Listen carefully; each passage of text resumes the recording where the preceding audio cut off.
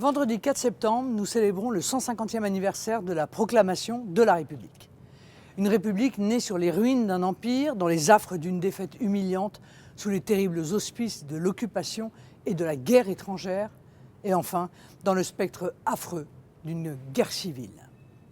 Nous commémorons cette République qui s'installa non sans difficultés politiques et juridiques, mais qui aura eu l'immense mérite d'affirmer l'idée de la France comme nation politique. Après 2 essais infructueux et même des dérives despotiques, cette Troisième République, en continuant de tracer le sillon immuable de l'histoire de France autour d'un État restauré, vint consolider notre système démocratique.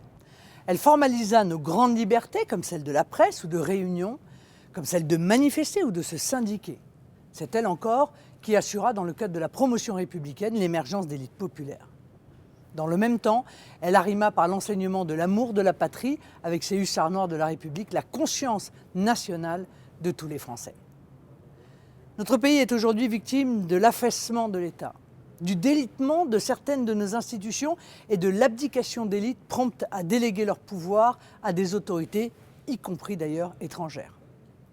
Très sûrement, mais de moins en moins imperceptiblement, la France glisse sur les voies d'une triste relégation politique et d'un déclassement économique sans précédent. Or, nous savons que le sursaut qui conduit au redressement et a fortiori à la puissance procède d'une volonté immédiate, comme celle des patriotes qui se levèrent immédiatement après le désastre de Sedan.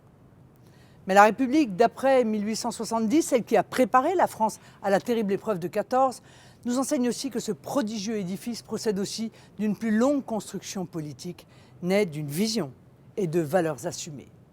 Ce sont ces valeurs de la République qui s'imposent à nos mémoires et à nos consciences, à l'heure où la France replonge dans l'incertitude de temps agités, à l'heure où chaque Français en vient à douter pour lui-même comme pour les générations qui viennent.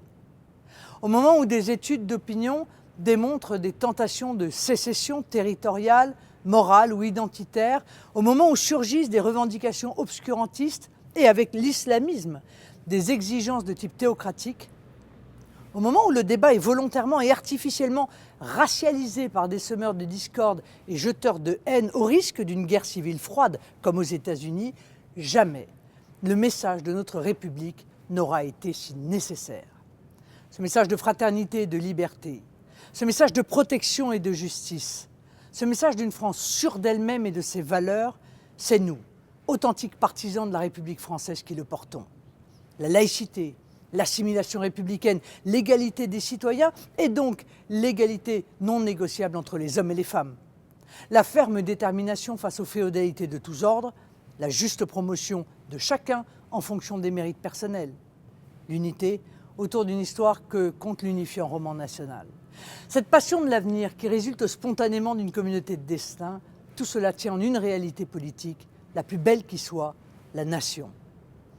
Face aux forces de division, de dissolution, c'est cette idée que nous devons faire vivre, faire grandir, faire triompher, car elle est la garante de nos libertés, de notre sécurité, de l'avenir de nos enfants, du rayonnement de notre pays et finalement de sa grandeur.